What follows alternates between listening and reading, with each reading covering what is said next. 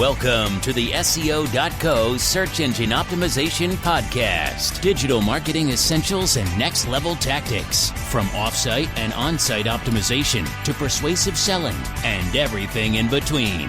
You'll learn actionable tips on what it takes to outright and outrank your competition.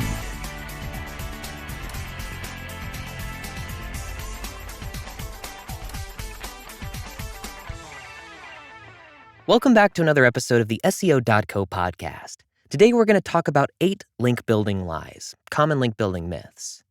If you want some good fodder for conversation in marketing circles, just bring up link building. Those who understand link building and have spent time working on link building campaigns firsthand understand the power that properly placed backlinks can have on search results. But those who've never been up close and personal with link building are often misinformed. And to be quite honest, it's no fault of their own. Lie number 1. You can rank without backlinks. Is it technically possible to rank without a bunch of backlinks? Well, anything is possible, but if you study the data and look at it from an objective standpoint, ranking for high-traffic keywords without backlinks is extremely difficult. Just consider the following findings from a recent study of 11.8 million Google search results. The number 1 result on Google has an average of 3.8 times more backlinks than those in positions 2 through 10. Obtaining backlinks from multiple sites is important for SEO. The number of domains linking to a page has a correlation with rankings. 95% of all content on the web has 0 backlinks. In order to rank on the first page of Google, you'll need a minimum of 9 backlinks on average. The first result for a given search term usually has an average of 40 to 50 backlinks. In summary, the data shows that a site's overall link authority strongly correlates to higher rankings. So while there are plenty of other factors that go into search engine prominence, trying to rank without backlinks is a slippery proposition. Lie number 2, if you build it, they will come. One of the more prevalent myths is the idea that you only need to create quality content and then everyone will come to you. Unfortunately, this isn't true. Unless you have a brand or website that already has a ton of traffic and is naturally grabbing eyeballs, it's highly unlikely that you'll pick up a significant number of backlinks in an organic manner. You might get a couple of links here and there, but they'll provide minimal lift. There are ultimately 2 types of link building: link attraction and manual link building. We'll discuss each of these in greater detail, but you should know that link attraction takes years to play out. If you're purely focused on link attraction without the manual link building portion, you're in for a slow process. You need a proactive strategy. Lie number 3, only high DA links matter. In the world of link building, every linking domain has its own ranking metric known as domain authority, or DA. A website's DA is basically a measure of how much authority it has. A website with lots of traffic and a long history of producing quality content is going to have a high DA. Someone's personal blog with a dozen posts and no SEO strategy will have a low DA. As someone who's interested in building links to your site, you want to target sites with lots of domain authority.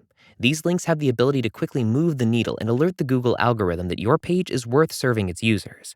However, DA is not the only thing that matters. You'll often hear misguided link builders claim only links with high DA matter, but take this with a grain of salt. Here are a few reasons why.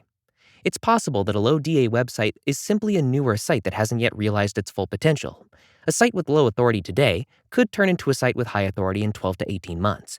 If you ignore all low DA sites, you'll miss out on their growth. Authority is only half of the equation. You also need to consider a website's relevancy. If a website has low authority but high relevance, go for it. More often than not, relevancy plays a greater role than authority. The biggest thing is to avoid getting so caught up in the analytics and metrics that you lose sight of the big picture. Natural backlinks that properly align with your site are always going to benefit you in the long run.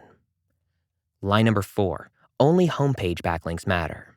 You can think of your website as having 2 types of pages. There are money pages, and then there's everything else. A money page is either a homepage, landing page, or product page. In other words, it's a page that turns users into leads and/or leads into sales. Anything that isn't directly responsible for producing a lead conversion, like a blog post, falls into the everything else category. While it can certainly be helpful to acquire backlinks to money pages, particularly the homepage, the idea that these are the only backlinks that matter is misguided. And in reality, you might actually be better off focusing on non-money pages. When you approach sites in your niche and ask them for links to your money pages, whether through guest blogging, broken link building, or some other method, it's easy to come across as spammy. Very few will bite. But if you present bloggers and site owners with valuable content that can help their readers, like a how-to blog post, they're much more likely to see you as a useful resource. You can certainly try to generate links to your money pages, but don't discount the role of everything else pages. Just make sure that these pages are optimized in a way that visitors to these pages can easily find their way to your money pages. And that's all we've got for this episode. Join us for 5 through 8 on the next episode of the SEO.co podcast, and we'll see you in the next episode.